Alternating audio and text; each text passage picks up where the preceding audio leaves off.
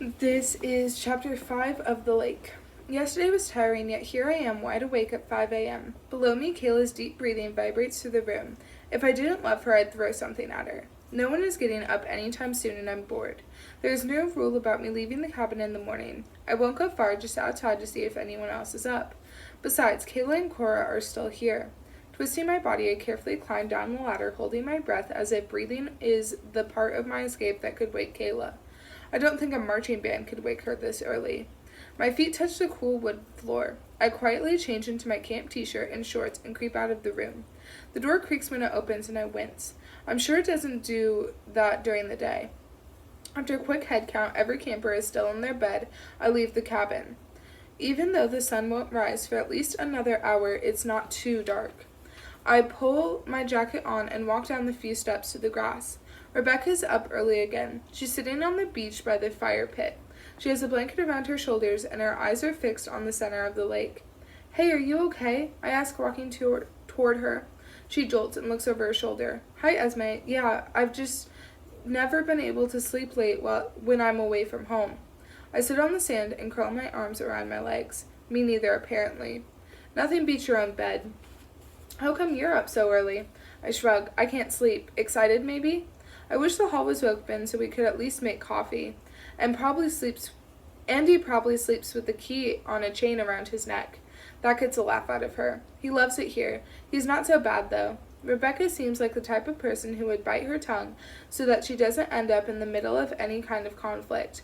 Hopefully that's something she will leave here. It doesn't seem like she stood up to her bullies. The lake is eerie first thing in the morning, dark and quiet, like it holds a lot of secrets, she says. "Okay." "Have you been all the way around it?" I ask. "No, not yet. The other side is owned by the camp, right?" "Yeah, about a 5-mile walk past the lake. After that, it's a public forest, and the locals use it to hike and camp. I remember when I was here last, an old couple wandered onto camp land. I think they put up even more signs around the perimeter after that.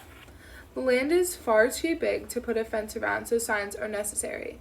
Rebecca nods. "Didn't something happen over there, past our site? I overheard one of the counselors mention there was a fire or something." I shrug and swallow acid at the same time. "No idea."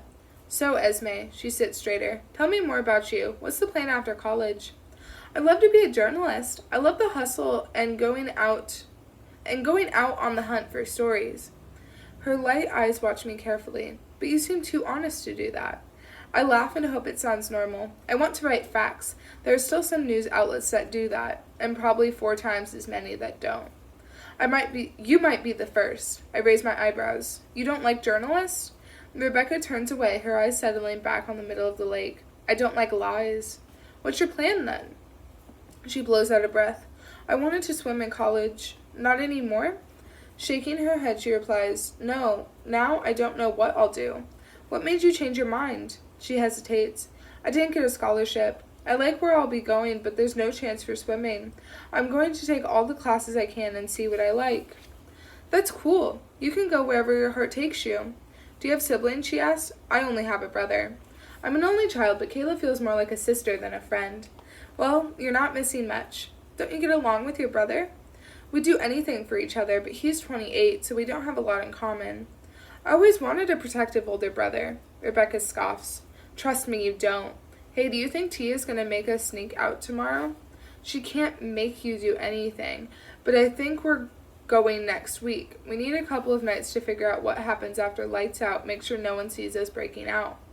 "By that you mean when Andy goes to bed." Nodding, I say, "Precisely." "Do you even know where we're going?" "Apparently there's an arcade and bowling alley on the edge of town." Tia looked it up, so we're basically sneaking out to be 13 again.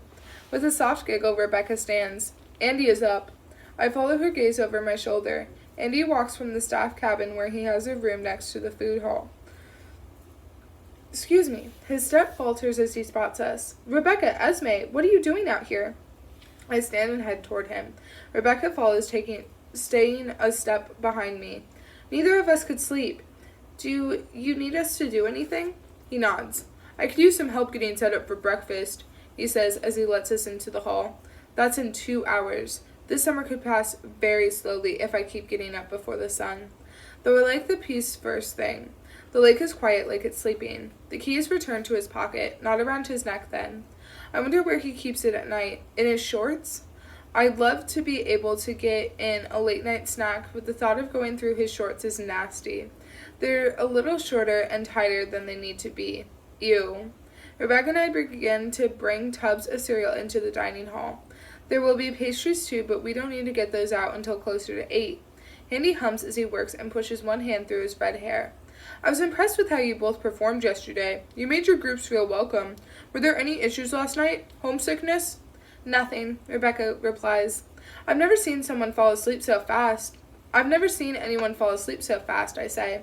He laughs. The first night is always like that. I assure you it won't be the same tonight. When Kayla and I were campers, we never fell asleep before lights out. We'd whisper for hours, I say. It seemed like midnight back then, but in reality, we were probably all asleep before 10 p.m. Rebecca adds, the same with my camp. Andy shakes his head. It's been a long time since I was a camper. You came here? I asked, surprised. Yes, probably before you two were even born. How old are you? I ask. Rebecca's eyes go round as if I've just asked Andy to strip. What? I mouth at her. Almost 30, he replies, not taking his eyes off the notice board where he's pinning up camp expectations. See, he didn't care. He knows how old we are anyway. The boys snore. Rebecca and Andy and I all startle at Ollie's voice. He walks into the hall rubbing his eyes. Is there coffee? Andy laughs. Not yet. I've opened the hall so you can make some. I moved the coffee maker into the kitchen now that the campers are here. Ollie frowns like that was a dumb idea. We don't want a bunch of 7 to 10-year-olds caffeinated to their eyeballs, I tell him, and I don't want to share with even more people. Andy nods. The coffee is for the staff. I'll never get used to that being me.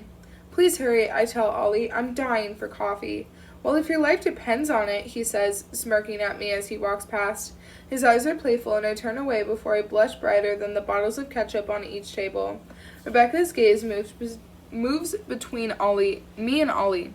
When I look up, she turns around as if embarrassed to be caught looking.